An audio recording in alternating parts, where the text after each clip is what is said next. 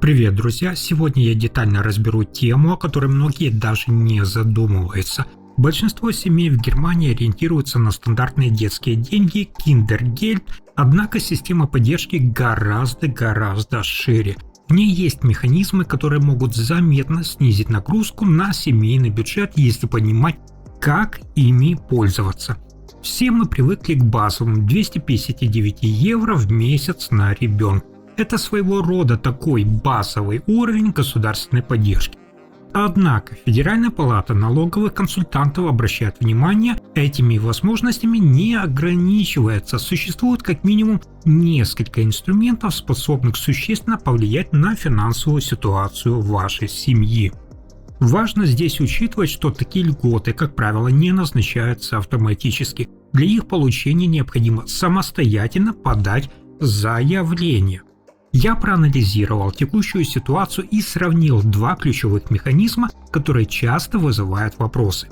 Во-первых, стоит обратить внимание на доплату на ребенка. Kinderzuschlag – это не классическое социальное пособие, а форма поддержки для работающих семей, чего дохода хватает на собственные расходы, но недостаточно для полного обеспечения именно детей.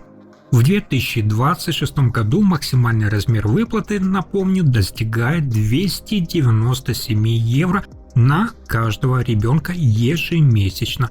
Для получения этой поддержки установлен минимальный уровень дохода от 900 евро на пару или 600 евро для одинокого родителя. Практический совет. Лучше не ориентироваться на предложение, а регулярно проверять право на вашу выплату. Условия могут обновляться, поэтому удобно использовать онлайн-калькулятор агентства по труду. Периодически подача заявления может дать дополнительную вам финансовую поддержку семье. Второй важный инструмент – это налоговая льгота. В этом году необлагаемая сумма составляет 9756 евро на ребенка. Механизм работает следующим образом. Налоговая служба Finanzamt по итогам года автоматически проводит так называемую выгодную проверку, сравнивая, какой вариант оказался для вас более выгодным – выплаты Kindergeld или налоговая льгота. Как правило, при более высоком уровне дохода налоговая льгота дает больший эффект, и семья, соответственно, получает возврат части налогов. При этом уже выплаченные суммы Kindergeld не нужно возвращать. Система учитывает все автоматически при расчете. Продолжаем разбираться, какие еще возможности есть в немецкой системе поддержки семей. Третий пункт касается компенсации затрат на присмотр за детьми. Если, например, вы оплачиваете детский сад, ясли, продленку или услуги няни, государство позволяет учесть эти расходы при вашем налогообложении. Я проанализировал, как это работает. Налоговая служба Finanzamt признает до 80% расходов на детей до 14 лет. Верхний предел – это 4800 евро в год. Это означает, что соответствующие суммы могут быть вычтены из налогооблагаемой вашей базы. Практичный совет. Сохраняйте все чеки и договоры. Эти данные необходимо корректно указывать в приложении «Ребенок» при подаче вашей годовой декларации. Такой подход позволяет вам уменьшить налоговую нагрузку и получить возврат по итогам года. Четвертый инструмент актуален для семей, где дети уже достигли совершеннолетия, но все же продолжают обучение. Речь идет о льготе на профессиональное образование. Если ребенку исполнилось 18 лет, он учится или получает профессию и проживает отдельно, можно воспользоваться льготой в размере 1200 евро в год. Это частичная компенсация расходов на содержание ребенка вне дома. При этом не обязательно ждать окончания года. Можно заранее подать заявление на корректировку налоговых удержаний. В этом случае работодатель будет удерживать меньшую сумму налога ежемесячно, и эффект станет заметен уже в текущих выплатах.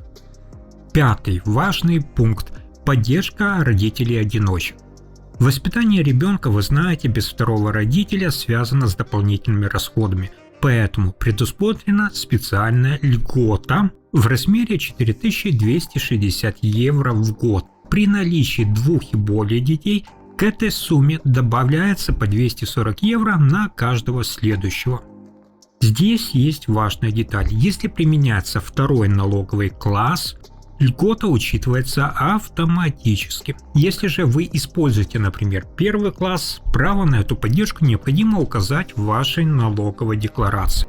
Разница в налоговой нагрузке между классами может быть, кстати, очень ощутимой и напрямую влияет на итоговый доход вашей семьи. А теперь, разобравшись с тем, как использовать детские льготы, давайте посмотрим на более широкую финансовую политику, где за обещаниями снижения налогов могут все-таки скрываться неоднозначные последствия для экономики. Итак, в отдельном видео я уже раньше рассказывал, что в Германии активно обсуждается идея снижения подоходного налога.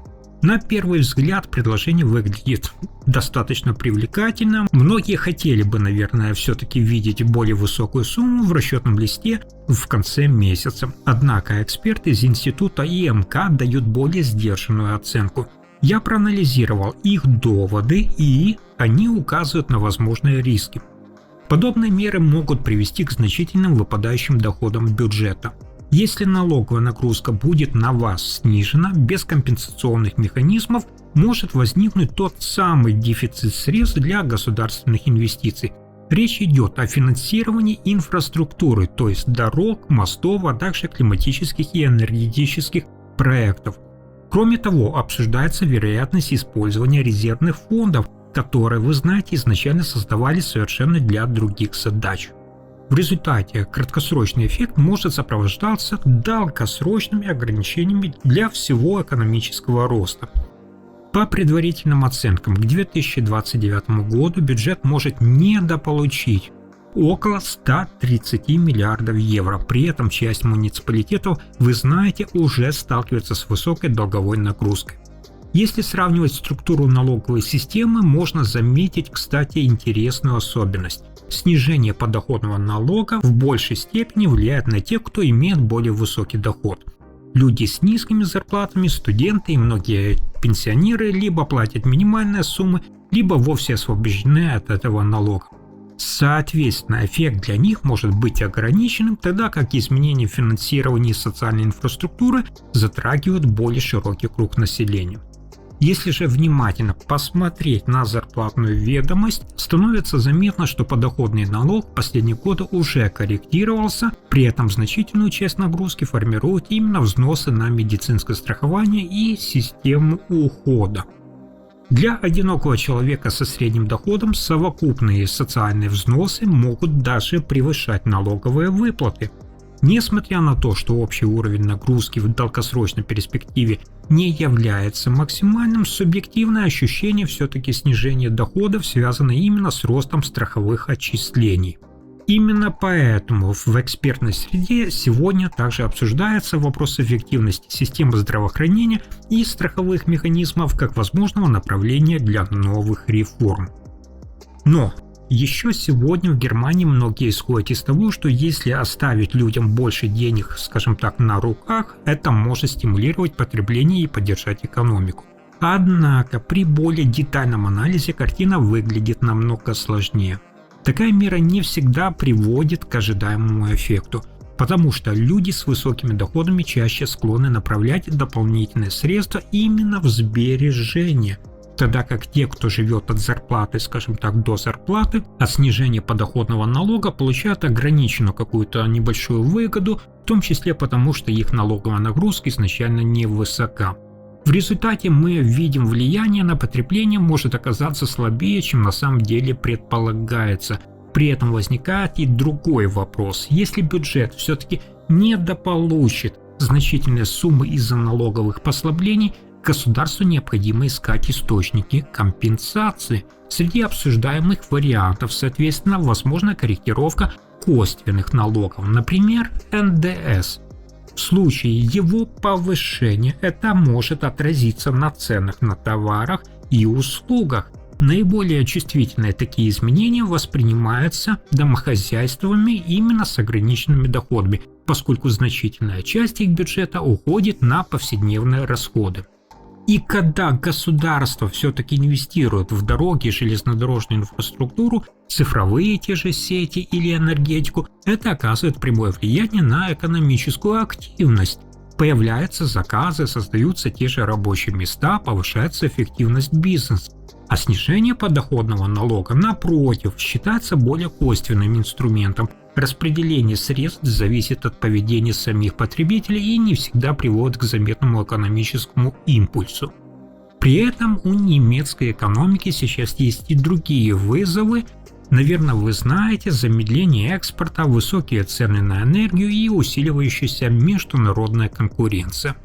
А бизнесу важны предсказуемые условия, стабильная инфраструктура и долгосрочная политика. Одновременно растут также расходы на оборону, вы видите, и социальную сферу.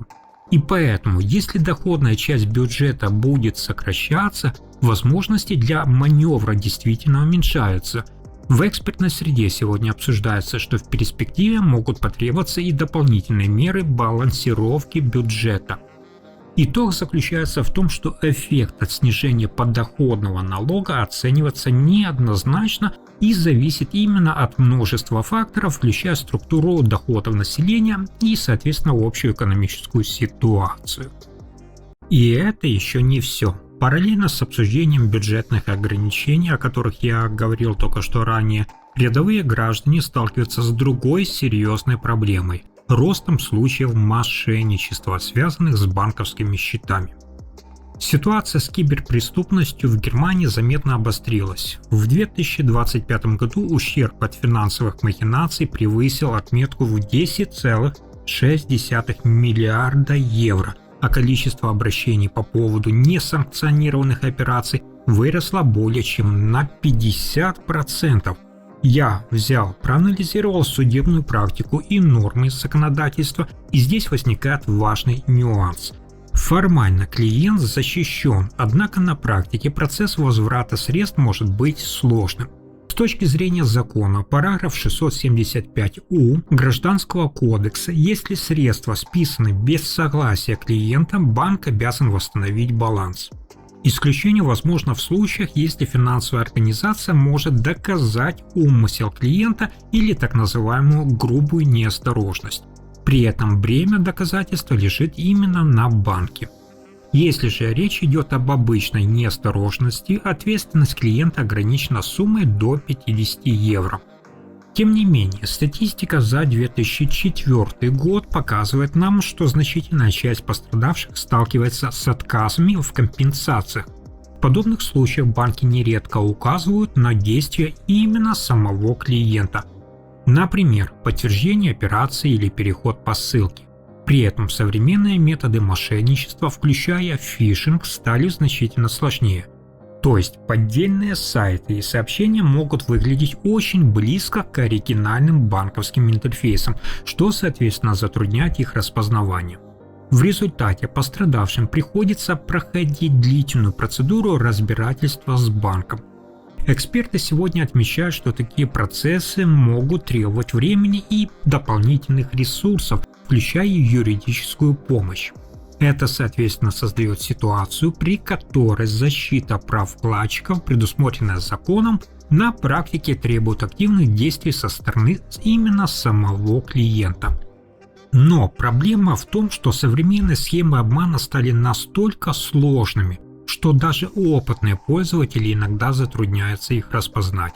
Финансовые эксперты отмечают, качественный подлог сегодня может выглядеть практически как официальное пуш-уведомление в вашем телефоне или письма банка. Я также проанализировал для вас одно из недавних судебных дел, и этот пример показывает, насколько важна внимательность. Один мужчина потерял крупную сумму, это более 35 тысяч евро. Ситуация началась с того, что он самостоятельно временно увеличил дневной лимит в приложении до 55 тысяч евро, после чего злоумышленники попытались вывести средства несколькими траншами. Суд встал на сторону банка и отказал в компенсации. А причина в том, что судьи квалифицировали действия клиента, то есть изменение лимита дневного и подтверждение операции как грубую неосторожность. Вывод здесь важный. Любые подтверждения вашей операции со стороны клиента могут существенно повлиять на юридическую оценку этой ситуации. При этом недавнее заключение Генерального адвоката Европейского суда от марта 2026 года вносит важное уточнение. Согласно этой позиции, банк должен сначала вернуть списанные средства клиенту без промедления. И только затем, если есть основания полагать, что клиент нарушил правила, финансовая организация может оспаривать это в отдельном судебном процессе.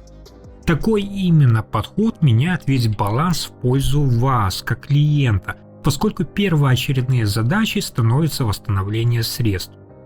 Если вы обнаружили несанкционированное списание, действовать важно быстро и последовательно. Первое. Немедленно заблокировать карту и доступ к онлайн-банкингу. Второе. Подать заявление в полицию и получить подтверждение вашего обращения. Третье. Направить официальное письменное уведомление в банк, а не ограничиться каким-то устным обращением. Также рекомендуется сохранять все доказательства, например, скриншоты, переписку, ссылки. Параграфы 675У, 675В Гражданского кодекса действительно предусматривают защиту клиента. Если же банк отказывает вам в компенсации, такие решения могут быть пересмотрены, особенно при наличии подтверждающих материалов и при необходимости с привлечением юридической помощи. А теперь предлагаю ненадолго отвлечься от банковских вопросов и обратить внимание на ситуацию, которая касается автомобилистов в Германии. Иногда на кузове или, например, стекле машины может появиться небольшая отметка, которая способна привести к серьезным финансовым последствиям, если ее проигнорировать. Многие водители не придают значения яркому красному такому стикеру на автомобиле, считая его случайной наклейкой или даже рекламой. Однако полиция и профильные службы предупреждают, в ряде случаев это официальное уведомление. Игнорирование такого знака может привести к административным мерам, например, от штрафов до даже эвакуации транспортного средства. Я проанализировал и этот механизм, и важно понимать, красная наклейка часто означает предписание от городских властей или полиции. Она используется для обозначения транспортных средств, которые по оценке служб могут быть оставлены с нарушением правил. Такой стикер уведомляет владельца о необходимости убрать автомобиль в установленный срок, как правило, в течение месяца. Важно не путать его с другими уведомлениями, например, желтыми, которые относятся к обычным нарушениям парковки.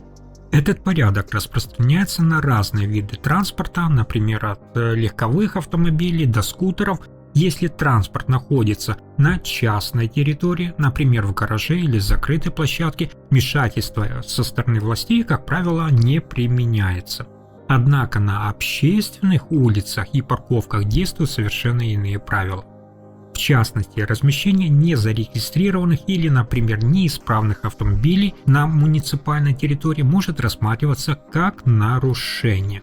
При обнаружении такого транспортного средства фиксируются его данные, марка, регистрационная информация, если есть таковая, место и дата. В ряде случаев подобные ситуации рассматриваются не только как нарушение правил парковки, но и в контексте законодательства об отходах, что влияет, соответственно, на размер возможных взысканий и порядок дальнейших действий со стороны властей. Если владелец игнорирует такое уведомление, процедура постепенно переходит в более жесткую административную стадию. Примерно через месяц после появления красного стикера автомобиль может быть признан оставленным с нарушением и подлежать принудительному перемещению. Полиция фиксирует ситуацию, дальше размещает уведомление, дальше выжидает установленный срок и при отсутствии вашей реакции организует эвакуацию. После этого возникает финансовая сторона вопроса. Владельцу выставляется счет за эвакуацию и хранение транспортного средства. Даже если автомобиль впоследствии реализуют, например, через аукцион, и вырученной суммы окажется недостаточно для покрытия этих расходов, оставшаяся часть может быть взыскана дополнительно. При этом административный штраф может применяться отдельно. Если же сравнить с другими нарушениями, здесь применяется иной подход. Речь идет не только о правилах парковки, но и о потенциальных экологических рисках, как я сказал. Старые автомобили могут содержать технические жидкости, например, масло, топливо, аккумуляторные элементы, которые при повреждении или длительном хранении без обслуживания способны нанести вред окружающей среде. И именно поэтому закон о цикличной экономике предусматривает значительные штрафы. В отдельных случаях при наличии реального экологического ущерба суммы могут даже быть очень высокими. В более типичных ситуациях речь идет о меньших, но все равно ощутимых взысканиях. Поэтому при обнаружении такого уведомления разумно не откладывать решение, переместить ваш автомобиль на частную территорию или, например, в гараж и при необходимости связаться с местными службами. Такой подход позволяет избежать вам дополнительных расходов и юридических последствий. Завершая тему автомобильных штрафов, предлагаю перейти к другой финансовой теме – это пенсионным инструментам, где одно решение может надолго зафиксировать ваши средства и требует взвешенного подхода. В Германии многие ищут способы накопить на старость, и одна из специфических тем – это пенсия Рюрупренте. Я детально проанализировал юридическую базу сегодня этого контракта, и важно учитывать, у вас есть ограниченный срок с момента получения документов, как правило, около 30 дней, в течение которого можно аннулировать ваш договор. После его истечения средства переходят в формат долгосрочных пенсионных накоплений. Поэтому, в отличие от ряда других страховых продуктов, этот договор, как правило, не предусматривает гибкого досрочного расторжения с возвратом капитала. Даже при изменении каких-то жизненных обстоятельств доступ к вашим средствам остается ограниченным. Законодательство формирует эту модель как инструмент долгосрочного обеспечения, поэтому досрочное изъятие средств существенно ограничено. Причина таких условий именно в налоговых преимуществах, которые предоставляются в период накопления. Я сравнил параметры. В 2026 году можно учесть в налоговой базе до 30 826 евро для одного человека и больше при совместной подаче декларации. Однако за это приходится учитывать низкую гибкость. Капиталом в Рюрупренте нельзя свободно распоряжаться, передавать или использовать как обеспечение. Выплаты начинаются не ранее установленного пенсионного срока. Обычно, напомню, это с 62 лет и осуществляются в виде регулярных платежей. Возможность получить всю сумму единовременно, как правило, не предусмотрена. Также важно учитывать налоговую нагрузку и в будущем. В середине долгосрочного периода выплаты по таким договорам подлежат налогообложению в полном объеме. Если вы решите, например, прекратить взносы, возможны два варианта: уменьшить платежи или перевести договор в режим приостановки. В этом случае новые взносы не поступают, но сам контракт продолжает действовать. При этом стоит учитывать, что при коротком периоде накопления издержки на обслуживание могут повлиять на вашу итоговую доходность. Это инструмент долгосрочного планирования, где важен осознанный баланс между налоговыми преимуществами и ограниченной доступностью средств. Тем не менее, даже в такой жесткой, системе есть небольшая лазейка, связанная с возможными юридическими ошибками в самих документах. В договорах, заключенных в период с 1994 по 2007 год, в ряде случаев встречаются некорректные уведомления о праве на отказ. То есть, если юристы найдут такую зацепку, может сработать так называемое вечное право на отказ, что потенциально позволит вам вернуть средства даже спустя годы. Но здесь все зависит от каждой буквы в вашем контракте, поэтому без детальной проверки специалиста обойтись сложно. Еще один критический момент, о котором многие забывают, это вопрос наследования. В стандартном варианте Рюрупренте накопленный капитал в случае смерти владельца зачастую остается у страховой компании.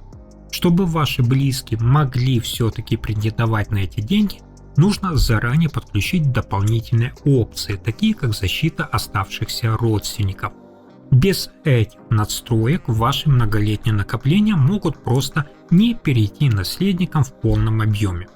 Если же вы чувствуете, что финансовая ситуация уже накалилась и деньги нужны все-таки срочно, я рекомендую действовать по следующему алгоритму.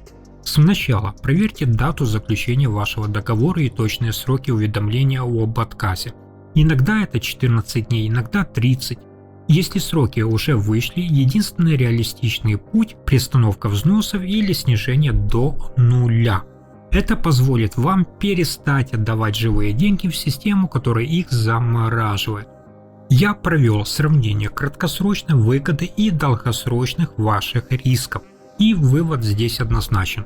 Да, в 2026 году вы можете получить солидный возврат налогов, но цена этой выгоды – существенное снижение ликвидности ваших средств. Мой главный совет – прежде чем входить в такие, скажем так, не очень гибкие пенсионные схемы, все-таки убедитесь, что у вас есть надежная финансовая подушка как минимум хотя бы на 6 или 12 месяцев жизни. Без этого резерва вы фактически становитесь зависимым от договора, который сложно изменить. На этом у меня на сегодня все. Всегда оставляйте себе запасной план и лишние деньги под рукой на случай форс-мажора. Не подписывайте то, что замораживает ваши средства навсегда, если не уверены в завтрашнем дне. Спасибо за просмотр, подписывайтесь на канал и до встречи в следующем выпуске.